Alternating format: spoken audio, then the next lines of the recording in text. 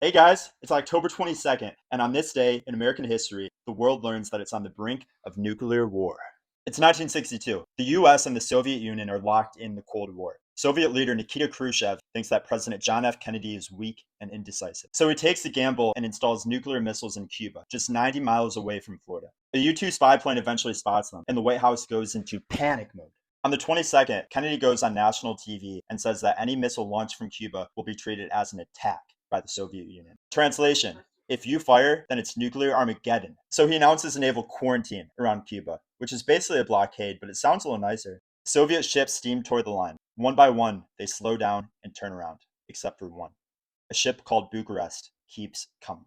The US military locks radar, and the US goes into DEF-CON 2. The world holds its breath, but it ends up just being an oil tanker. But while the world exhales up top, something far worse is brewing below.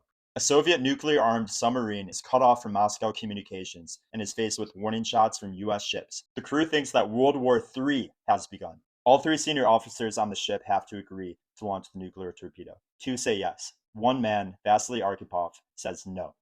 And that single no stops the end of the world.